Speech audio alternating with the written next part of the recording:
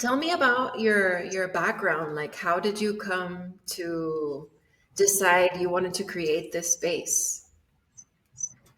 Well, I I have been very immersed, let's say, from since my puberty days in a lot of spiritual topics. I start meditating when I was around 18, 20. I have make some formations in yoga, also in a special in a particular yoga that's named Kriya Yoga.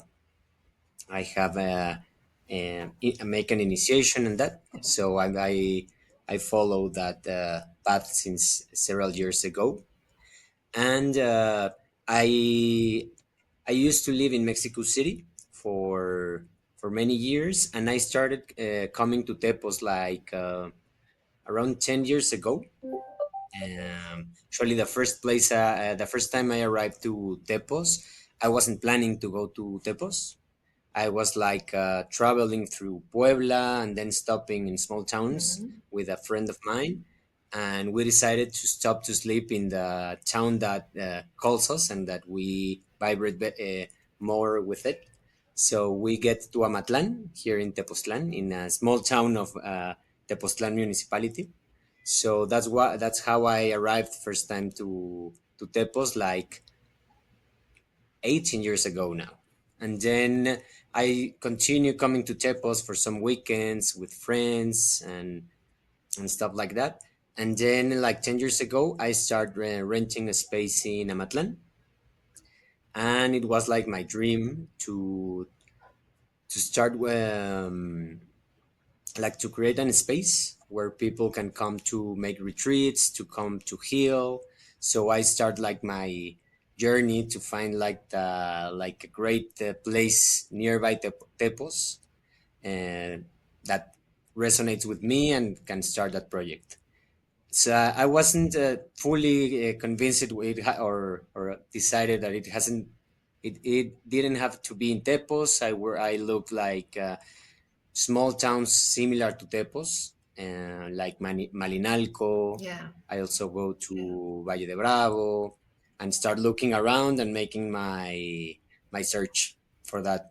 And finally, like 4 years ago, I look in during this search. I always pass through the neighborhood where we have our space. That's the name is Montaña Sagrada, and I was always curious because it has like a very special view here in Tepos because normally most of the houses look to the other way around to the mountains that are back of our place, and this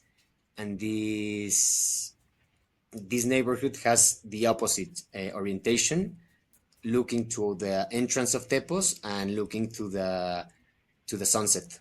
So I decided to for a lot of times I was curious like what was there, so I get down of my car, knock on the door, and the lady that was in the entrance like asked me, uh, hello, how can I help you? And and I explained her that I was curious, that I was looking for a place, and yeah, we understand each other. She allowed me to enter, showed me a couple of land here in this neighborhood. And when I arrived to the place where we now have the center, it fully resonated with me. I she leave me there like, okay, take your time, no rush. She get back to the entrance, and I stay in the land where now we have our project, having a quick meditation, and that's like it came to me like it's here. So yeah, that's more or less the story. Wow. Your space is incredible. And Tepos is magical. So it's like Thank perfect. you. Yeah. Another friend of Hmm. mine that I interviewed, Yahi, he has a place in Jico in Veracruz. Hmm. And Hmm. it's funny you guys have a similar way because he's like, yeah, we just have to go and camp in different spots and feel the vibe and feel the energy of the space, no? Yeah. I can fully understand that. Yeah. I That's so intentional though. It's creating that deep and intimate connection with the space where you're going to be creating something.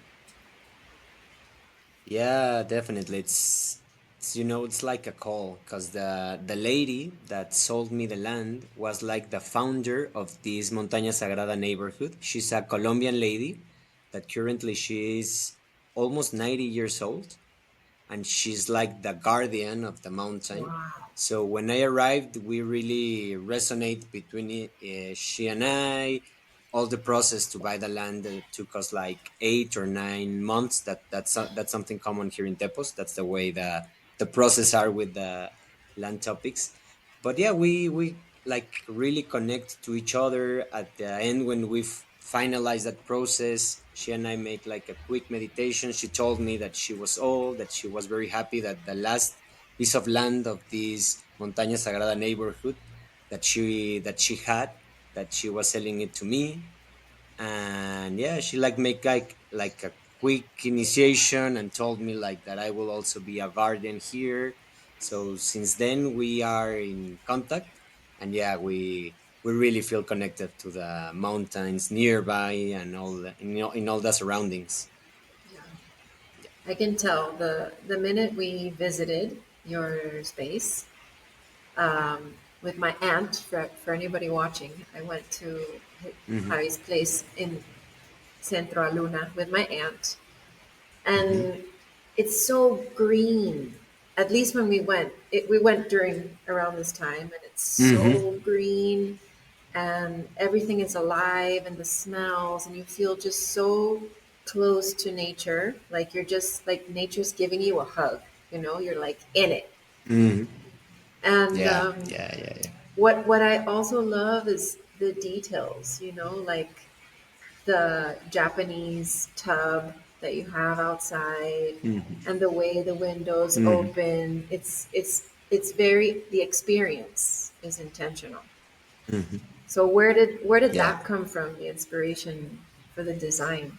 um Well, regarding the design, I have always loved like the organic designs where you can feel like this merge between the your surroundings, the nature around the place, with the architecture and design of the place. So yeah, we try to use like how sustainable wood from nearby. We make like a search. As you can see, that we use a lot of wood in our projects, in the windows, in the tables, in the bathrooms. So all that wood comes from sustainable places where they like take a lot of care of the forest, where they harvest that wood to make it in a sustainable way. We put a lot of attention on that, and there is an architect. I have like the idea in my mind, and there is an architect here in Tepoztlán that works with a lot of organic. So I contacted him, we interview, I talked to him about the idea of what I wanted to make with the place, and then we start from scratch, like preparing all the project. When you the first when we arrived to the land, it was very steep, so it was like a challenging project. Yeah. But yeah, the way we resolved it, we really liked it, and yeah, regarding all that interaction with the space, yeah, we like put a lot of attention on those details that you mentioned as example, like with the windows or all the curves on the walls. It's not like perpendicular walls, but you make like a small curve in order that the energy in all the place can flow Oh, better, I for love that. example. And yeah, and well, also from a design perspective, we use a lot of bioconstruction is the name of the technique, where you try to use it's like similar to permaculture. We use some permaculture principles along with bioconstruction. I'm not sure if that's the word in English. In Spanish is bioconstrucción, but well, I'm translating directly. And yeah, some of the main principles also of bioconstruction is to use as much as possible of of the material that you have in the place where you are. For example, as you can see, there is a lot of rock on the walls in all the outside of the house, and all that rock came from the house. When we start taking out some rock, like to prepare all the spaces in the house, we use that same rock for construction, for example. Wow, that's amazing. Hmm. And the steps are rocks too, right? Coming down from the house? Yeah, with that same rocks that are from this place also. Yeah, and all the, for example, all the curves in the terraces, and as you might remember, there's a lot of curves on the design of the house, and many of them, like say I just mentioned in the terraces, like we put a lot of attention to design based on the trees that were on the land originally. So, for example, we make like a terrace with a very big curve, just thinking on a copal tree that was in the land, and we design all the project along all the trees. We There were like 62 trees, and we designed everything just not to cut any of them. Wow. I didn't know you had Mhm. copal trees there. Yeah, yeah, yeah. There are a lot of types of copal trees, but yeah, the one that is in here in Tepos, the one that it's outside the terrace where you stayed, just beside the terrace, there are two trees. One of them, the big one, it's a copal tree, and the other one, it's a tepehuaje tree. Wow. And do you harvest, do you get the sap from the tree Uh, or no? this copal tree doesn't make like the resin Ah, like the rest. other copal trees that you use for cleansing, for Mm-hmm. example. But you can plant their seeds. There is actually now in this rainy season there are two or three new copal trees that are growing in the place, new ones. Wow. That's amazing. Mhm. And my favorite part, I mean, all of it's my favorite part. Your space is one of the most incredible spaces I've ever been in. But the yoga studio was just Thank like, you so much. wow, it feels like a little Hobbit oasis in there. Oh, so much attention to detail. So, how does that? Have you received feedback that people like their experience is better because of these high quality materials? Yeah, at the end, like you need to create, I will say, like an atmosphere, and some of of some very important things to take care. It's yeah, with the materials, all this wood, the smell that you can see in the house, like the big windows, so you can see all that green coming from all the nature surrounding the place, and also along like with the vibe of the place itself. The first thing we did, it's like make like a profound cleaning or balanced of the place with my teacher, that he's like a traditional medicine, Mexican medicine teacher, and also an Esin healing teacher. So he also make cleaning with copal and other plants in places, and we also ask for permission to the place and guardians of the mountain. So we put a lot of attention there, so you can feel like that, like the energy is balanced in the place, and especially in the shala where spiritual activities or healing activities take place. Yeah, I can feel it. So I know you said I thought that there was just 7, but you told me recently that you can Hmm. have up to 12 guests in there. And even said like that's a good Correct. amount, but I think it's intimate. What are Hmm. some of the Hmm. advantages of having a place that is more intimate and not so like for hundreds or even 20, tens Yeah, of yeah. people? Yeah, that also that idea comes from experience from myself and having some retreats of different spiritual topics like meditation, maybe another one with sacred plants, another one with Kriya yoga, that type of yoga that I also practice a lot.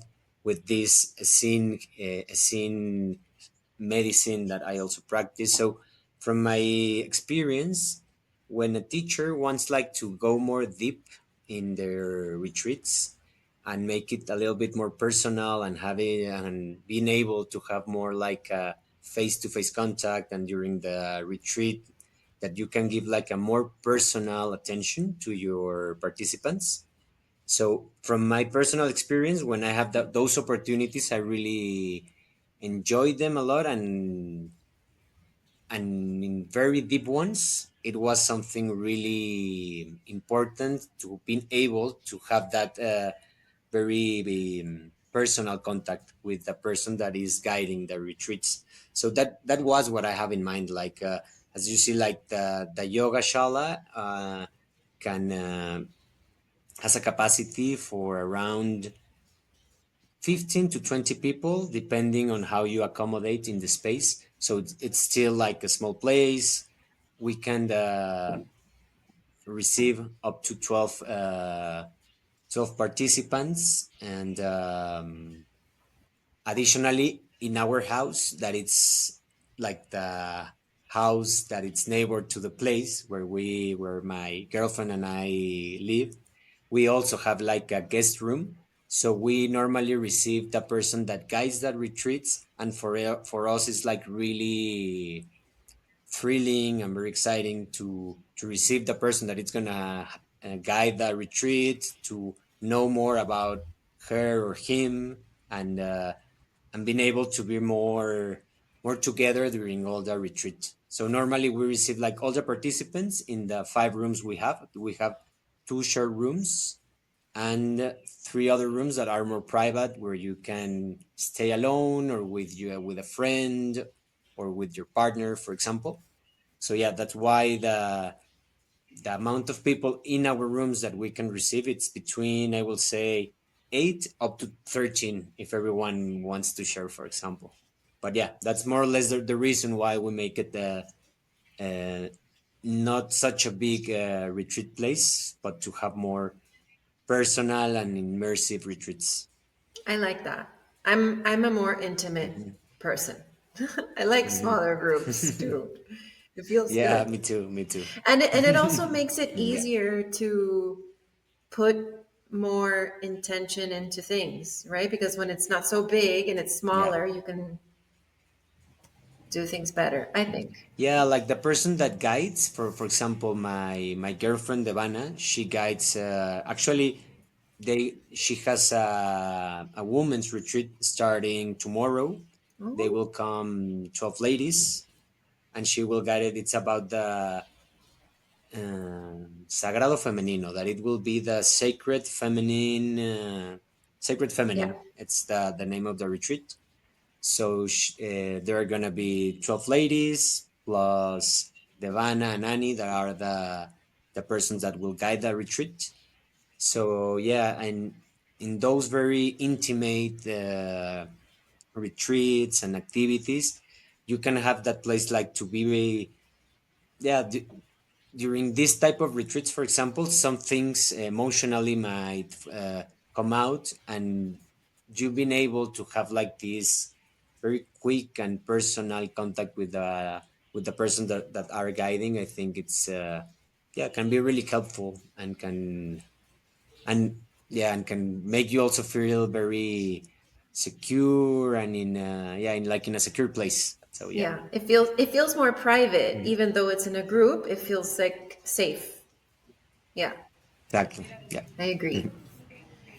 So I want to. I also want to talk about, because I want to learn how people Hmm. come across the money to be able to buy their own retreat. So I've already heard, somebody that partnered with an investor, somebody that their Hmm. family got together and made it happen. How was it for you? Well, for me, it was like a mix of some of the topics you mentioned. It's like when I was younger, currently I'm 40 years old. I like well, in Mexico at least, normally when you are at certain age, I also work on renewable energy. So in my other work that it's regarding renewable energy, around 30, I was like in a moment when I should be able maybe to start paying for a department in the city, but I was never really very sure about the department. But there was the opportunity, so well, at the end, yeah, I bought the department, but in my mind, I knew that it was going to be momentary.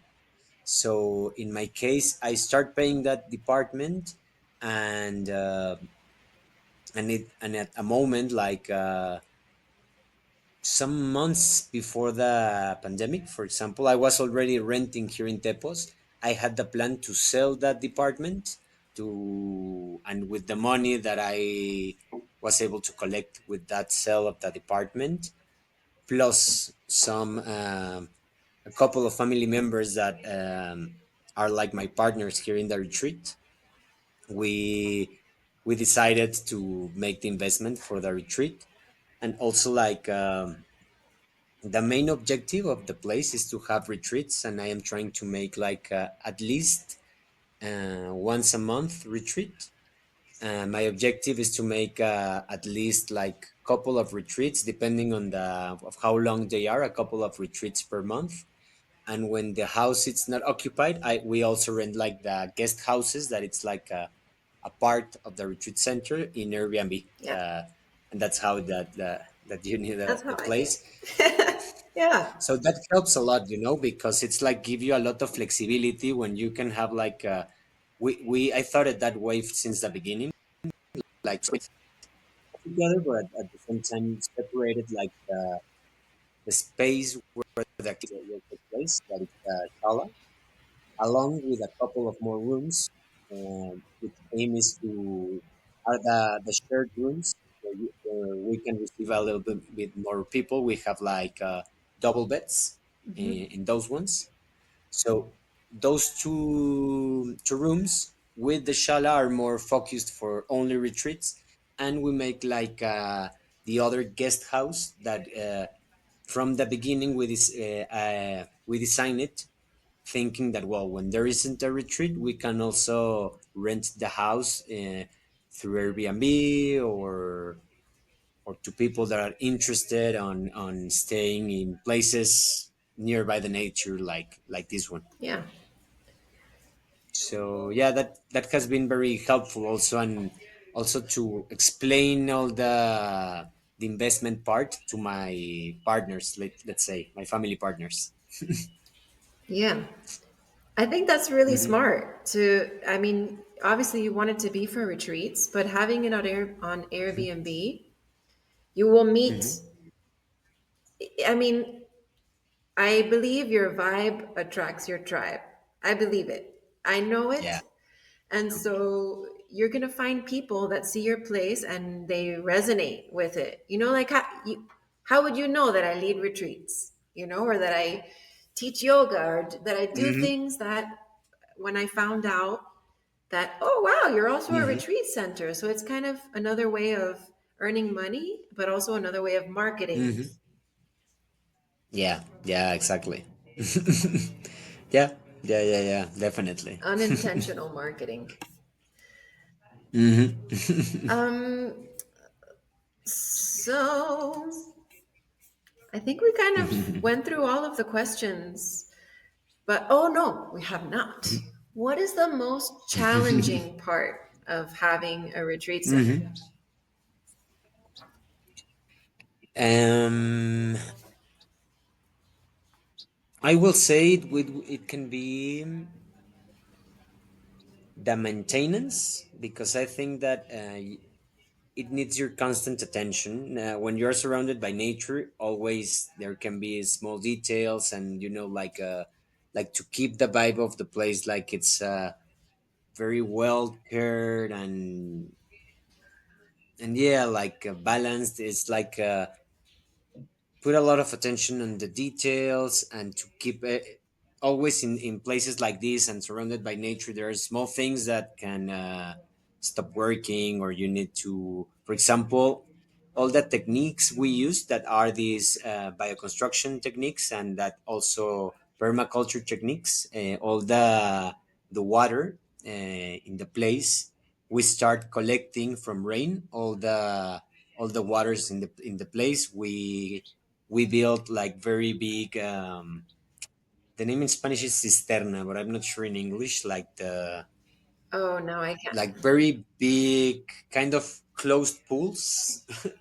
A septic? But yeah, we can.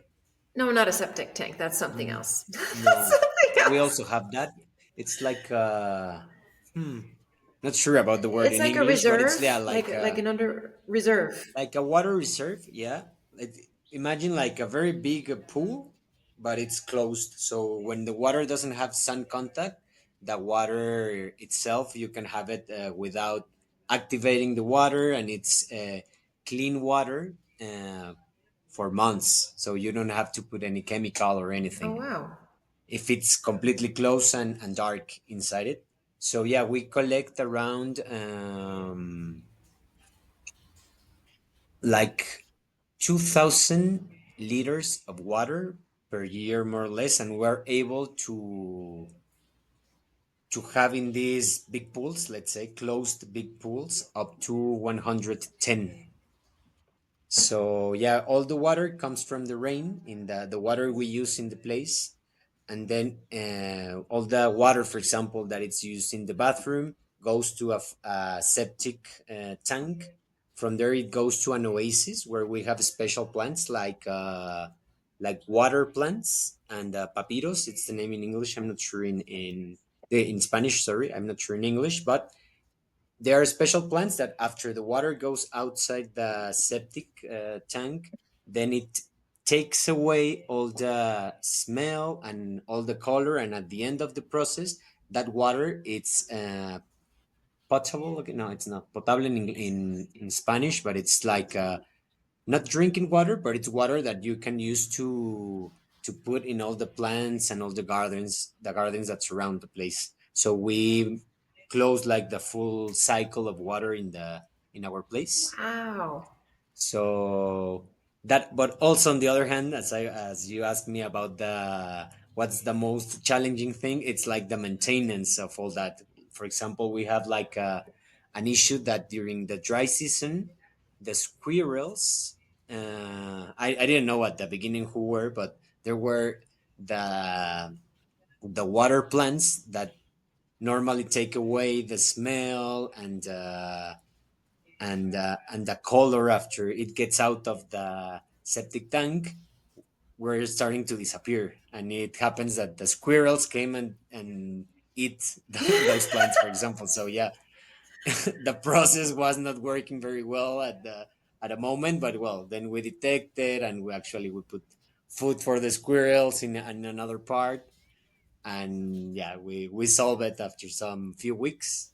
But yeah, that's like an example of one of the challenging things when you like try to use the most natural and sustainable processes. Also, they need a little bit more maintenance, like also having your compost and everything with all the trash, for example. Wow. I Mhm. didn't even know that about the water. That's incredible. Yeah, yeah, yeah, yeah. That's incredible. And you we, also have mhm. solar panels, right? Do you have solar panels? We have solar panels for also heating the water. And for energy, we haven't installed them yet because we're very far from the transmission line. So if we put like solar panels, we will have to install very big batteries, and the batteries at the end are not very sustainable.